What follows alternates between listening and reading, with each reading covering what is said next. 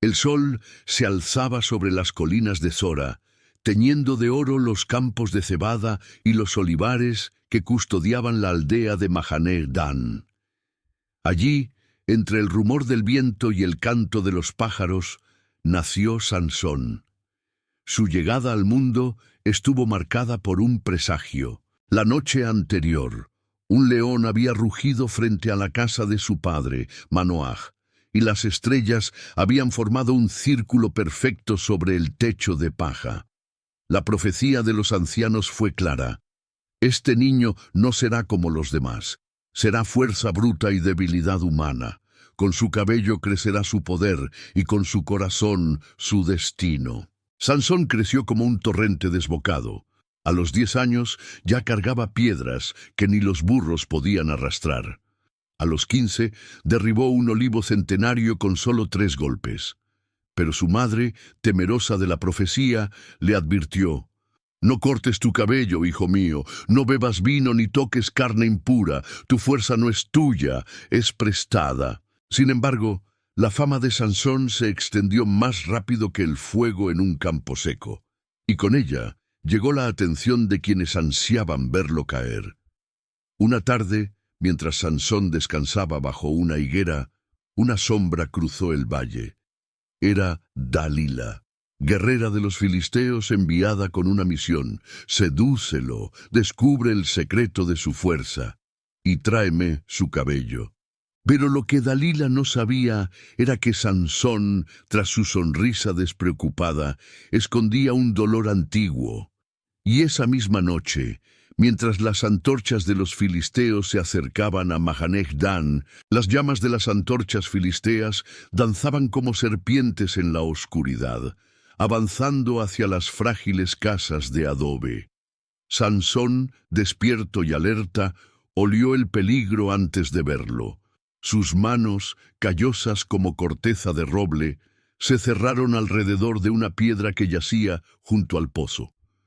«¿Cuántos serán esta vez?», murmuró, mientras el viento le traía el eco de risas burlonas y el tintineo de armaduras. Los filisteos irrumpieron en la aldea con la ferocidad de lobos hambrientos, pero Sansón no esperó. Saltó desde la sombra de la higuera y su grito de guerra partió el aire como un relámpago. La primera piedra que lanzó derribó a 3 hombres. La segunda astilló un escudo y dejó sin aliento a su portador.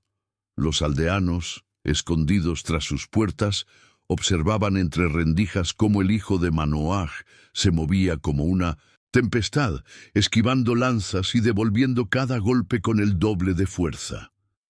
Sin embargo, entre los invasores alguien más observaba. Dalila, envuelta en un manto negro, no blandía un arma. Sus ojos, afilados como dagas, seguían cada movimiento de Sansón. «No es solo fuerza, hay algo más», pensó, mordiendo su labio inferior con una mezcla de fascinación y frustración. Cuando Sansón agarró a 2 filisteos por los cuellos y estrelló sus frentes con un crujido seco, ella retrocedió, sintiendo un escalofrío. La batalla terminó tan rápido como comenzó.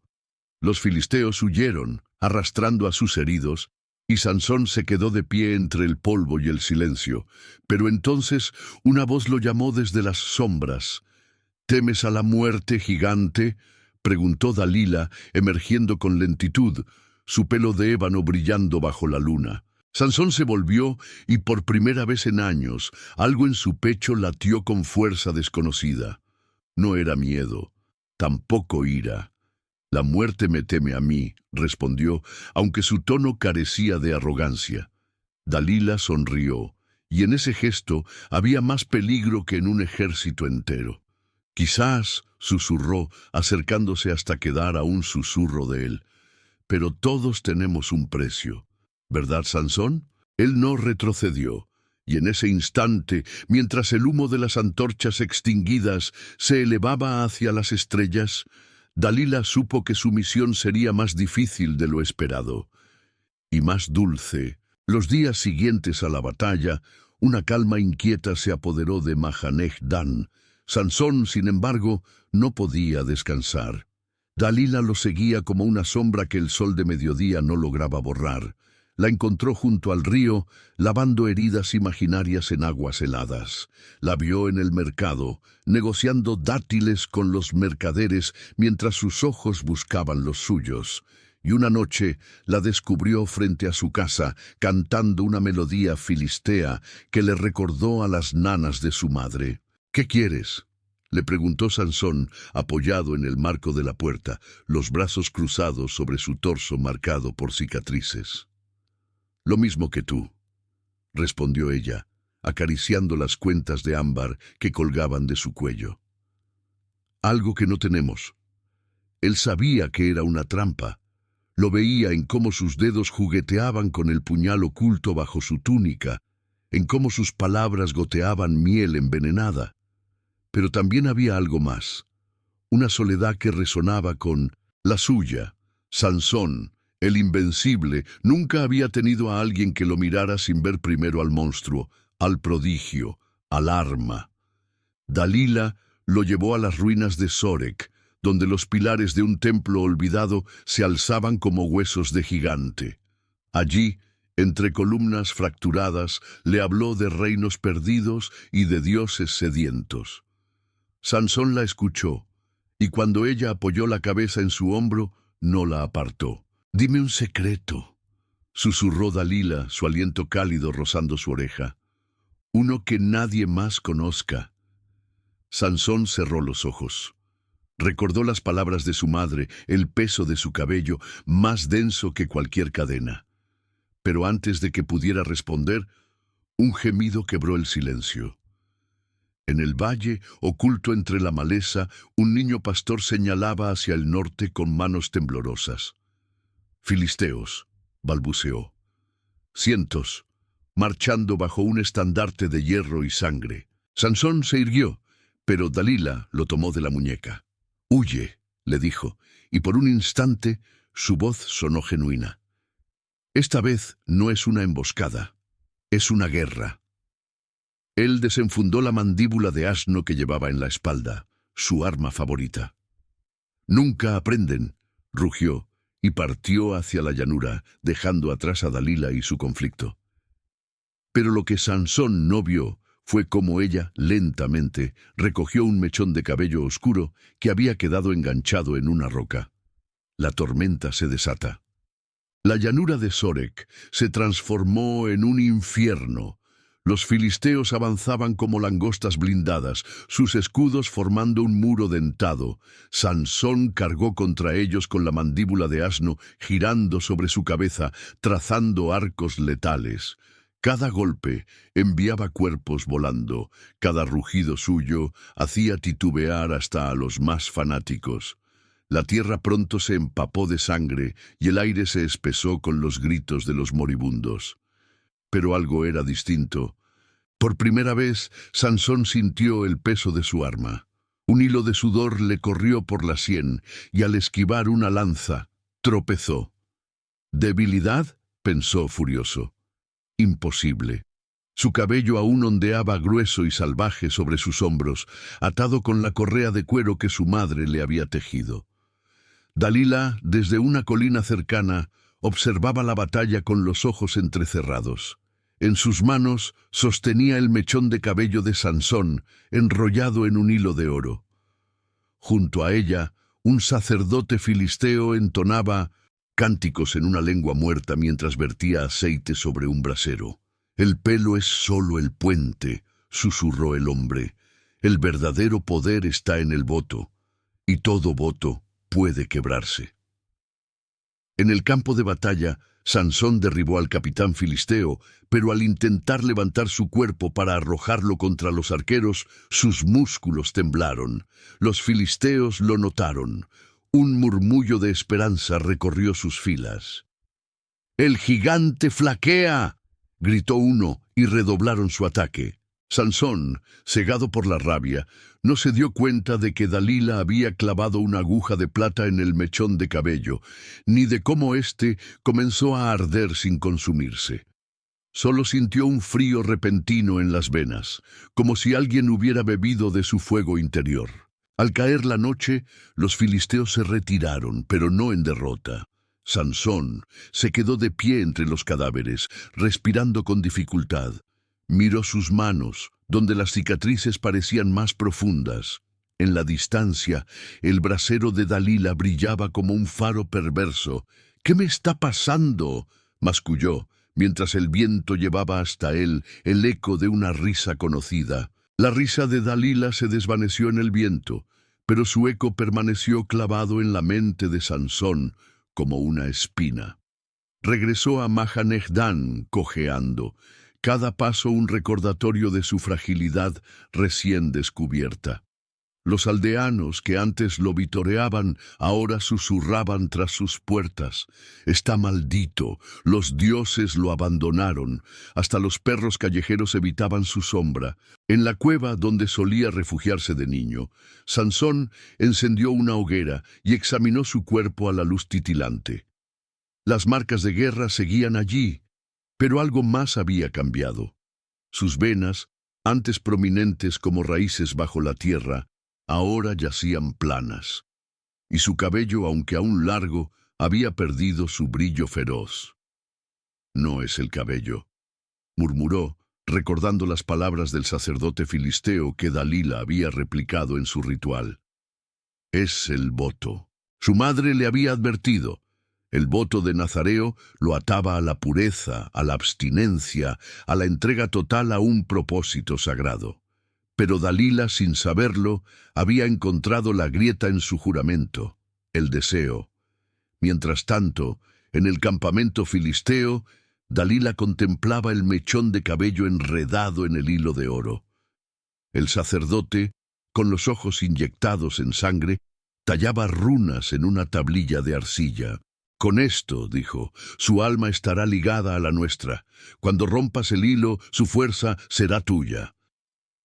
Dalila asintió, pero sus dedos temblaron al tomar la tablilla. En su mente resurgió la imagen de Sansón en Sorek, luchando no por gloria, sino por algo más profundo, algo que ella, criada entre dagas y mentiras, no podía nombrar. Esa misma noche, Sansón soñó. Vio a su madre joven, trenzando su cabello mientras cantaba: «La fuerza, no está en los músculos, hijo mío, sino en lo que eliges proteger». Luego el sueño se tiñó de rojo. Dalila, con lágrimas negras, cortaba el hilo de oro, y él caía de rodillas mientras los filisteos reían. Despertó sobresaltado, pero el peligro no era un sueño. El suelo tembló. Fuera de la cueva, una figura encapuchada aguardaba. No era un filisteo. Era una anciana de ojos lechosos, con un collar de huesos tallados. «Busca el origen», silbó señalando al este. «En la montaña del cráneo hallarás la verdad de tu fuerza. Pero cuidado, Nazareo, algunos caminos solo se recorren una vez». Sansón desenrolló la mandíbula de asno, ya mellada y manchada de hollín. Sabía que era una trampa, o quizás una última esperanza. Al salir, una flecha silbó junto a su oído, clavándose en la roca. Atada a ella, una cinta negra de Dalila. El camino se bifurca entre traición y redención. La montaña del cráneo emergía ante Sansón como una bestia petrificada, sus riscos afilados clavados en un cielo plomizo. Ascendió entre grietas habitadas por silencios antiguos, cada paso resonando con los susurros de la anciana. Algunos caminos solo se recorren una vez. En las sombras, figuras armadas lo acechaban, filisteos enviados para interceptarlo, pero Sansón, incluso debilitado, los derribó como juncos al viento. Su respiración ardía, pero su voluntad era hierro. En la cima, el sacerdote filisteo aguardaba junto a un altar de obsidiana, donde el mechón de cabello de Sansón ardía en un fuego azulado. Dalila estaba allí, encadenada a una columna, su rostro marcado por una lucha interna. «Te dije que huyeras», gritó ella, pero su voz se quebró al ver la sangre seca en sus brazos. El sacerdote alzó un puñal ritual. Tu fuerza es mía ahora, Nazareo, rugió, y con ella reduciremos tu pueblo a ceniza. Sansón cargó, pero sus piernas flaquearon. El fuego azul latía al ritmo de su corazón, drenándolo. El sacerdote lo derribó con un gesto, y la mandíbula de asno rodó lejos. ¡Dalila!, vociferó Sansón, atrapado bajo un pie invisible. ¡Destrúyelo! Ella miró el mechón de cabello en el altar, luego a Sansón. En sus ojos brilló algo más que debería, un destello de la mujer que pudo ser. Con un grito desgarrador se arrancó las cadenas y embistió el altar. El brasero se estrelló contra el suelo, y el fuego azul estalló en un remolino de chispas. El sacerdote aulló, su piel agrietándose como cerámica al enfriarse. Sansón sintió el calor regresar a sus venas. Con un rugido se levantó y aplastó el cráneo del sacerdote contra la roca. Pero el fuego ritual, ahora libre, envolvió la montaña. Las paredes comenzaron a derrumbarse. ¡Corre!, ordenó Sansón, tomando la mano de Dalila. Descendieron entre lluvia de escombros, saltando sobre abismos que se abrían bajo sus pies. Al llegar al valle, el aire se les heló en los pulmones. Mahané Dan ardía. Los filisteos, liderados por un general con armadura de bronce, arrasaban la aldea. Dalila se desplomó, una estaca de madera clavada en su costado. «Sigue, sin mí», murmuró, manchando la tierra de carmesí. Sansón la cargó contra su pecho, pero ella le susurró. La profecía no terminaba así. Con su corazón, su destino. Antes de que pudiera responder, un cuerno de guerra retumbó. El general filisteo avanzaba hacia ellos, seguido por una horda sedienta de venganza.